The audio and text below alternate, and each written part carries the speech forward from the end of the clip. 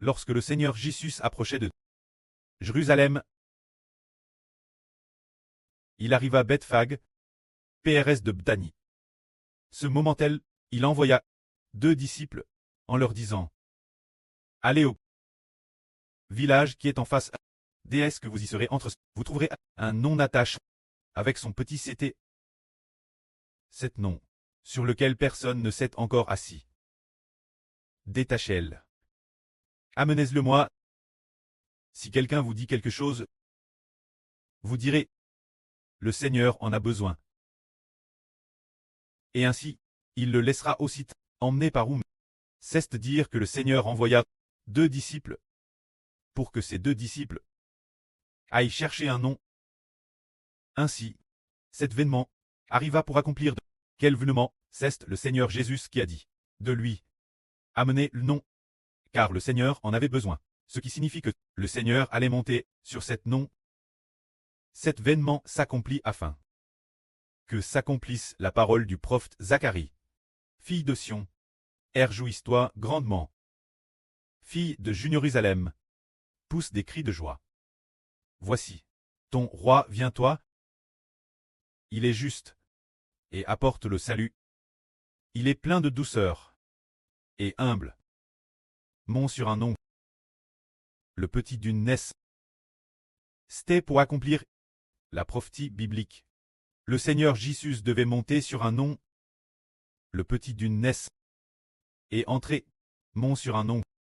Ce moment-là, les disciples ne comprirent pas pourquoi le Seigneur leur avait ordonné d'aller chercher un nom.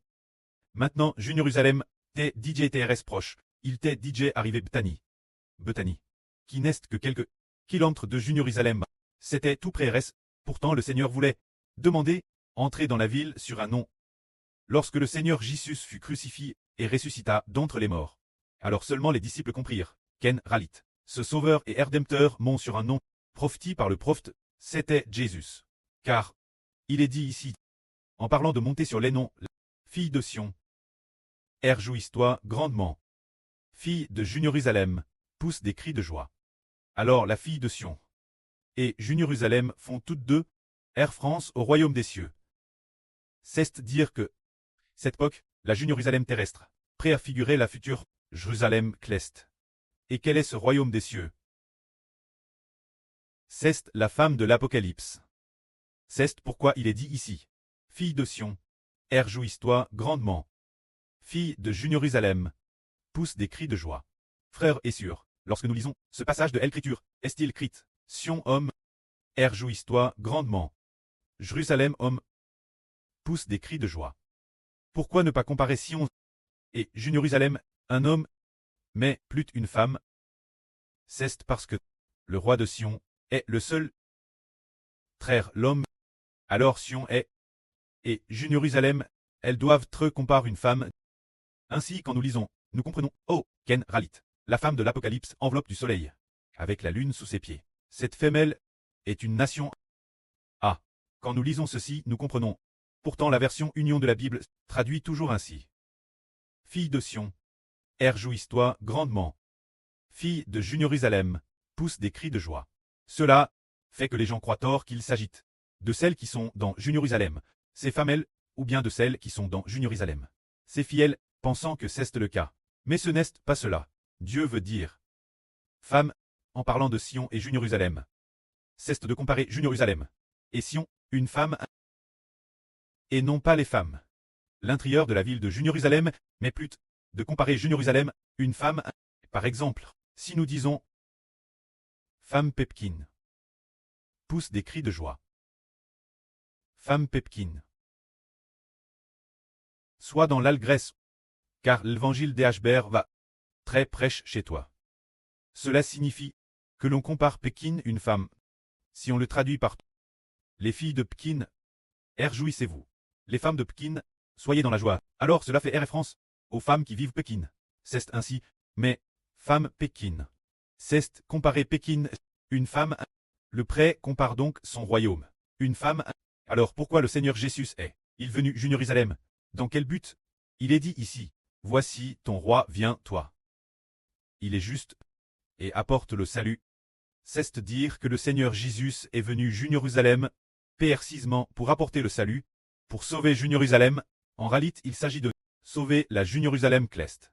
Et non pas, bien et sœurs, les habitants de la Jérusalem terrestre seront sauvés, mais il s'agit de sauver la Jérusalem céleste. Il monte sur un nom.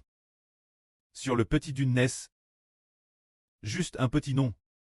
Alors, ce petit nom, celui qui monte sur un petit nom, c'est le Seigneur. C'est merveilleux. Frère Eschbert, il y a bien des ânes, n'avait pas non plus. Partage ce RVE avec les frères et sur Elpoc. Frère Eschbert ne savait pas encore interpréter l'RVE. Peut-être il y a 6 ou 7 ans. DJ. Ce moment-tel, peut-être il y a Pérez de 10 ans, le frère Heber a eu un petit nœud qui ressemblait aussi un peu à un poney.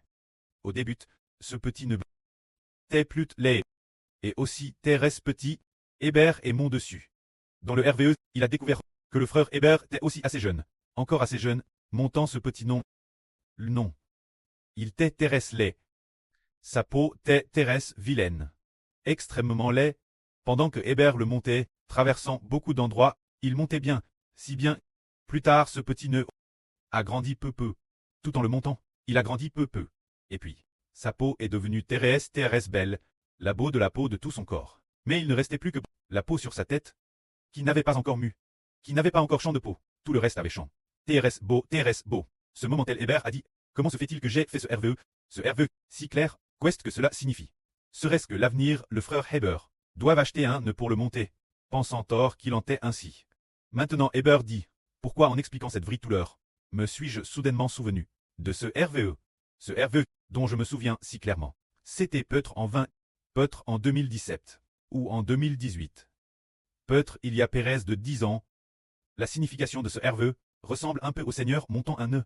Maintenant, le frère Heber dit, il semble que ce RVE préfigurait que le frère Heber recevrait le nom du Seigneur, car le Seigneur a vraiment mon un petit nom. Pour entrer dans la ville de Jérusalem, le frère Heber a aussi mon cette nœud. L'un des détails tête qu'il est arrivé chez un idolâtre qui pratiquait la magie. Dans ce temple, le frère Heber, son nœud, a mouillé les vêtements de Heber, ou quelque chose comme ah, cela signifie que les gens appartenant à Satan causeraient au frère Heber une certaine perte. Alors nous disons, waouh, c'est si merveilleux. Les prophéties de la Bible, quand le temps est venu, nous font comprendre ce mystère. Ensuite, les disciples du Seigneur y sont allés. Vraiment. Ils ont effectivement amène un petit nom. Et le propriétaire de le nom est tout fait dispo, laissez les disciples du Seigneur emmener le nom. Alors le Seigneur est mon sur le dos de Hélène. Les disciples ont d'abord posé leurs vêtements sur le dos de Hélène, et le Seigneur est mon. Alors, une grande multitude de personnes a vu le Seigneur monter Hélène, de très nombreuses personnes tendirent leurs vêtements sur le chemin, et d'autres couperont pour elles tendre sur le chemin. Et comme il approchait de Jérusalem, beaucoup de gens, parce qu'ils avaient vu auparavant les miracles accomplis par le Seigneur, se mirent pousser des cris de joie, et louer Dieu en disant, Éternel, sauve, nous te prions, sauve le fils de David. Béni soit celui qui vient au nom de l'Éternel. Il est digne de louange. Que dans les lieux terrestres hauts, le Très-Chaud apporte le salut. Paix dans le ciel. Et gloire dans les lieux terrestres hauts. Il y avait alors une grande foule qui louait notre Dieu. Ce moment-tel, quelques pharisiens dirent au Seigneur, Maître, tu devrais reprendre tes disciples. Alors le Seigneur dit, je vous le dis en vrai. Si eux se taisent, ces pierres crieront. C'est parce qu'ils ont vu le Seigneur Jésus monte sur le nom et on acclame. Que les pharisiens ont eux jaloux. Alors le Seigneur dit, si eux se taisent et n'acclament pas, les pierres crieront. Le Seigneur Jésus est venu Jérusalem pour apporter le salut qui concerne la vie de toute l'humanité. Tous ceux qui se réjouissaient et acclamaient le Seigneur ont finalement cru en lui après la résurrection du Seigneur. Le précleste a donné la puissance et l'autorité au Seigneur, et le Seigneur sauve ceux qui l'aiment et qui l'acclament. Ce moment-tel, le Seigneur arriva. Jérusalem, enfin, mont sur un nom, il arriva Jérusalem. Mais le Seigneur se mit pleurer. Pourquoi le Seigneur s'est-il mis pleurer? Le Seigneur dit, si seulement, en ce jour, tu connaissais les choses qui appartiennent à paix. Mais maintenant, ces choses sont cachées tes yeux. Alors pourquoi le Seigneur dit-il? Pourquoi pleure-t-il sur Jérusalem? Il dit, si seulement En ce jour, tu connaissais ce qui concerne ta paix. Alors qu'est-ce qui concerne la paix de Jérusalem? Qu'est-ce que c'est? Le Seigneur dit encore. Mais ces choses sont cachées. Elles sont maintenant cachées tes yeux. Ce qui signifie Jérusalem, c'est elle. La paix de Jérusalem. Ce qui concerne la paix de Jérusalem. Qu'est-ce que c'est? C'est la crucifixion du Seigneur Christ. La rédemption de Jérusalem par le Seigneur Jésus. Le royaume des cieux, Jérusalem, le royaume des cieux préfigure par Jérusalem, pourra alors être en paix. Mais, le royaume des cieux, Jérusalem, Jérusalem, ce que le Seigneur Christ a fait, concerne la paix Jérusalem. Mais, Jérusalem ne l'a pas compris, le Seigneur crucifie.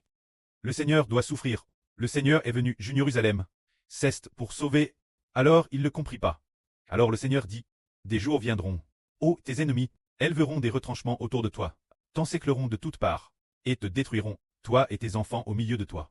Et ils ne laisseront pas en toi pierre sur pierre, parce que tu n'as pas reconnu le temps haut. Dieu ta visite, pour t'amener la repentance. C'est le Seigneur pleurant sur Jérusalem, sachant que dans l'avenir Jérusalem, durant la grande tribulation, sera détruite, et une multitude de personnes seront tues, et cette mort, c'est aussi pour sauver. Une multitude de personnes seront tues. Qu'entrais-tu bien esser le reste des hommes? Le reste de ceux qui n'ont pas tus, Dieu leur donne un cœur repentant. Alors le Seigneur dit, vous Jérusalem, dit, votre ville sera laisse déserte, et vous sera laisse, jusqu'à ce que vous disiez. Béni soit celui qui vient au nom de Jéhovah. Et béni. Le précleste n'a-t-il pas la puissance de sauver Jérusalem? Si il a la puissance, c'est Dieu qui fait venir les rois des nations pour attaquer Jérusalem et détruire Jérusalem. Après ce que beaucoup ont tutus, ils accepteront enfin d'accepter le salut, ils n'ont jamais compris. Jusque quand? Comme le Seigneur l'a dit, si seulement tu connaissais en ce jour les choses qui appartiennent à paix. Mais ces choses sont cachées tes yeux, pour que tu ne les vois pas. Se dire invisible. Quoi donc? Qu'est-ce qui est cache?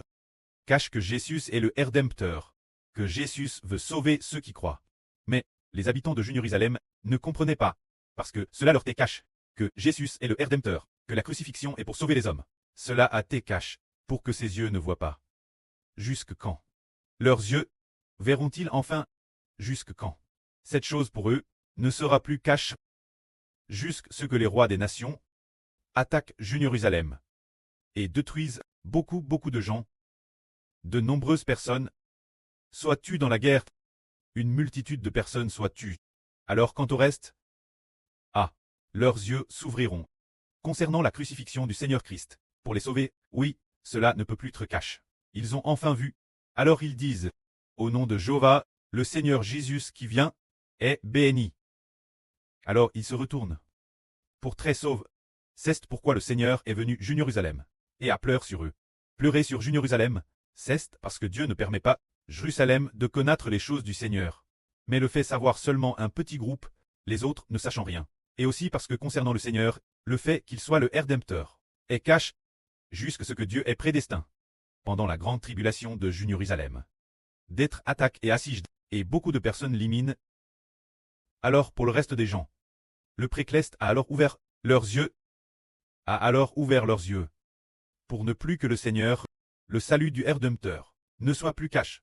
Ce moment tel qu'ils sont sauvés. Alors aujourd'hui, les gens du monde ne peuvent pas voir non plus. Concernant cette chose, et encore moins le frère Échbert, comme tant le Fils du Seigneur, mais d'ici un peu plus de 10 ans, il y aura un tiers des gens qui verront peu et seront sauvés. Que la gloire soit auprès et au Seigneur. Amen.